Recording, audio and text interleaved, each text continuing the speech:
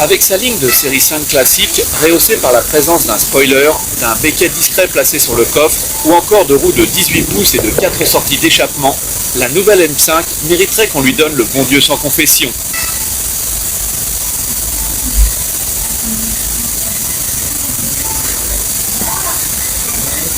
Un rapide passage dans l'habitacle, conforme à celui du modèle de base, permet également de se rassurer.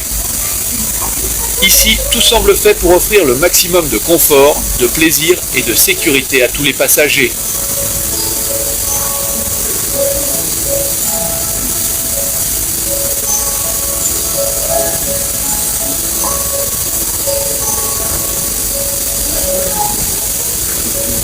Cette image de luxe est malheureusement ternie par une place toujours aussi réduite à l'arrière ou encore une commande de réglage du volant très mal placée.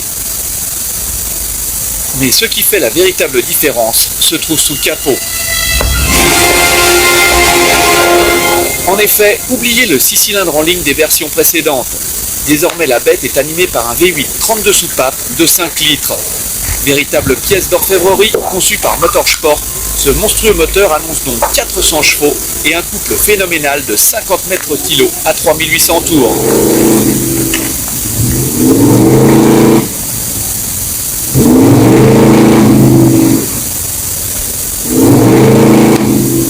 Il n'en faut pas moins pour faire de la M5 la berline la plus performante du monde. Question performance donc, elle n'a rien à envier à une Porsche Carrera ou même une Ferrari F355, puisque son V8 possède respectivement 100 chevaux de mieux que le 6 cylindres de la Porsche et 20 de plus que le V8 italien. Mais pour se donner bonne conscience, BMW a tout de même préféré mettre une bride à cette cavalerie en limitant la vitesse maxi à 250 km/h. Dans ces conditions, la M5 c'est un peu Dr Jekyll et Mr Hyde. D'un côté, elle déploie des trésors de douceur et de confort que l'on apprécie sur les longs trajets autoroutiers. Mais de l'autre, il y a cette mécanique démoniaque qui vous colle au siège à chaque accélération. À croire que Lucifer en personne a signé le cahier des charges.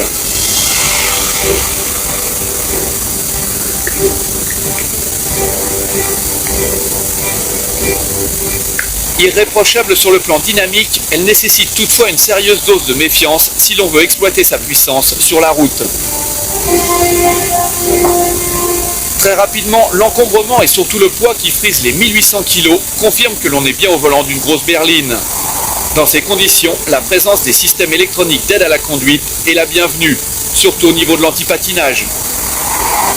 On peut toujours se risquer à le déconnecter tout en enclenchant la touche sport qui commande l'ouverture électronique des papillons de gaz. Le comportement devient alors celui d'une vraie sportive dont l'endurance des freins nous a paru à surveiller de près. Quant à l'agrément de la boîte manuelle à 6 rapports, elle fait oublier l'absence d'une version séquentielle.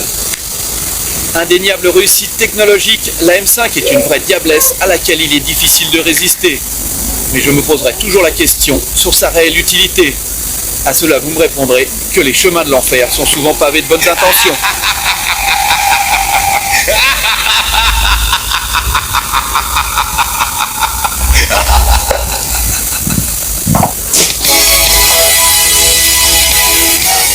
En finition sportive, la BMW M5 est vendue 520 000 francs. La finition exclusive est facturée 12 000 francs de plus pour le cuir héritage et la finition en loupe de bruyère. De série, elle dispose d'une sellerie cuir, d'un ordinateur de bord, de la climatisation automatique, de sièges chauffants et de rétroviseurs à réglage électrique, d'airbags avant et arrière, de la suspension Sport M, de l'antipatinage, de l'ABS, du contrôle dynamique de stabilité et de phares xénon. En option, on trouve le radar de parking à 3 000 francs ou le toit ouvrant électrique en verre à 8 730 francs. Quant à la consommation du V8, elle varie de 13 à 18 litres au 100 pour une puissance de 400 chevaux et une vitesse maxi limitée à 250 km/h.